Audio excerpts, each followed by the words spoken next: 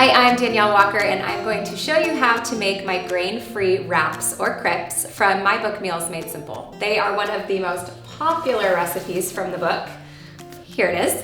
And you can use them for all sorts of different things. We actually use them for anything from a standard crepe with, jam or bananas in it, or I use them in my lasagna. You can use them in enchiladas. You can also use them a little bit smaller and use them as taco shells. So I'm going to show you how to make them. One of the common problems people have is flipping them. So I'm going to show you what the batter looks like, what they'll look like in the pan, and then I'll get to show you some of the uses that we have for them as well. I'm going to take a little bit of palm shortening and rub it all over both pans, and this is just going to help keep these from sticking. I find that palm shortening works best because it doesn't burn as easily as butter, and it also has a really neutral flavor to it.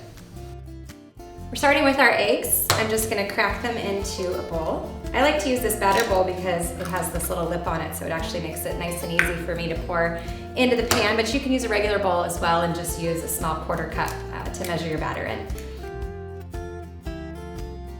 Next, we're going to add our sifted coconut flour. I sift it because sometimes it can have some clumps in it, so go ahead and sift it and then measure it. And then we have arrowroot starch or arrowroot powder.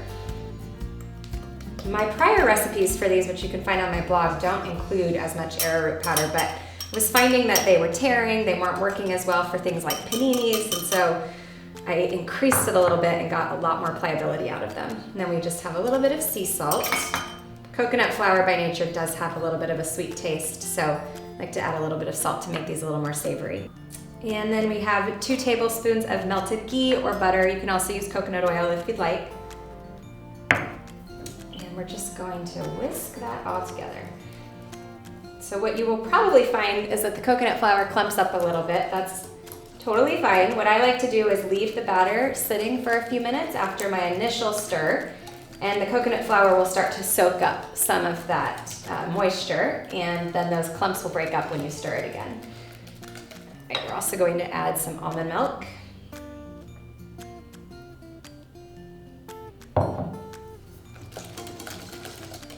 Now, you can also just throw this into your blender if you'd like. It's one of the things I like to do when I'm saving time. It also kind of helps those clumps like I was talking about, which is nice. So the trick here is you want to get them very thin. If you don't get them thin, you're going to get that kind of egg-like taste. You're also not going to get as strong and pliable of crepes as you want. So what we want to do to get them really thin is you want to do a double action. You're going to swirl the pan with your wrist while pouring the batter in at the same time.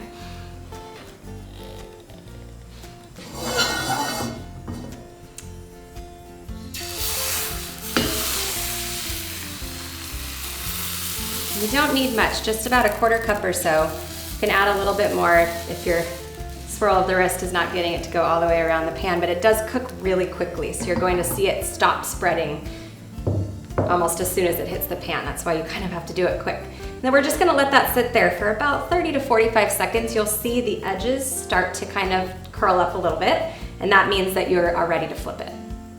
I like to sometimes test it just to see if they're moving, which they're starting to, but we'll give it another minute. So the edges of the wrap are just starting to curl up on the sides, which means that it is ready to be released into our secondary pan. I like to run a spatula around it just to make sure we don't snag any edges as I'm flipping. And then we'll just go ahead and flip it right into our waiting pan. Now this one's freed up and we can start all over again.